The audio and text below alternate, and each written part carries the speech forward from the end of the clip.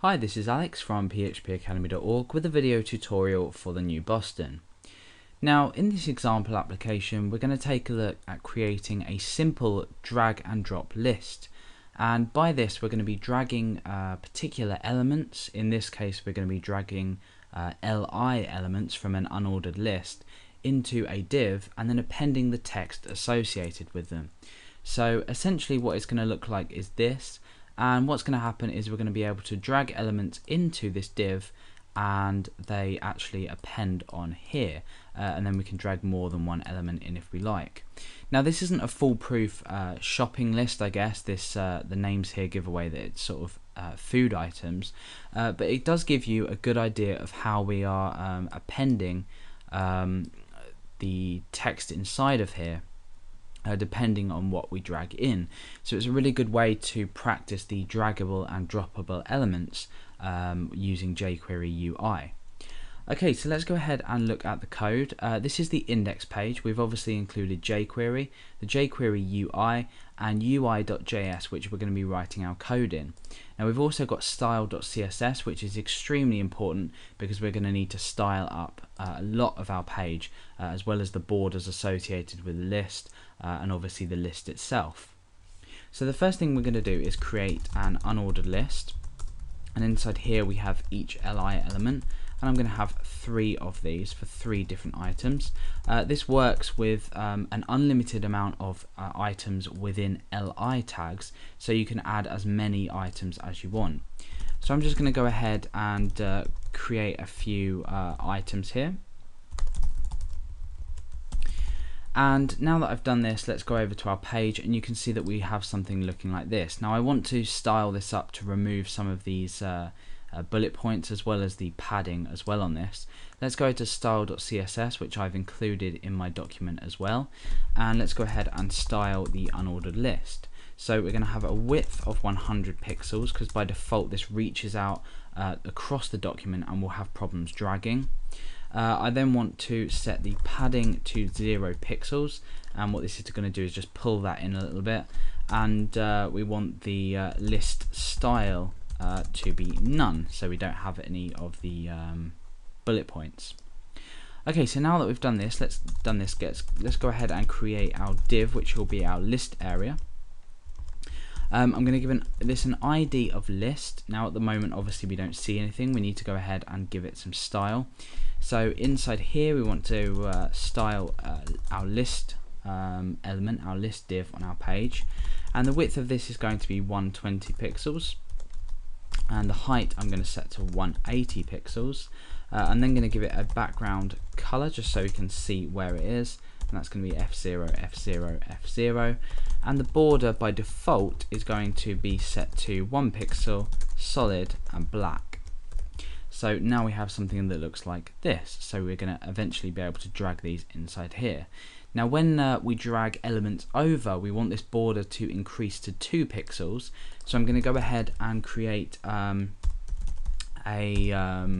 class of our list div, and that's going to be called border. And inside here I'm just going to specify the border width, and that's going to be 2 pixels.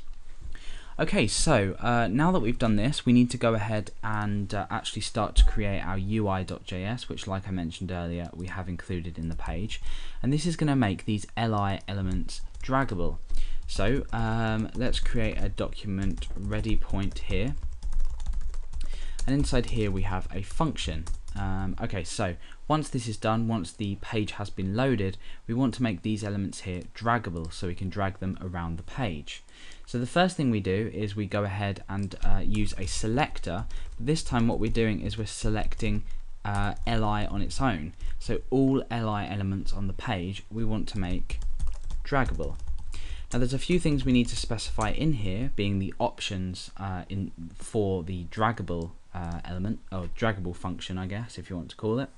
And the first one is hover class, and this is going to be the class that we put into this, so the class that we apply to this div when an element has hovered over. Before we do that, let's just go ahead and look at the draggable elements. You can see that we can now drag them across the page. Obviously we can drag them up here, which we don't want. We'll fix that a bit later. So the hover class is going to be border. So now when we hover, when we drag over, oh, that hasn't worked. Let's check why that might be. Let's just go back into here. List.border.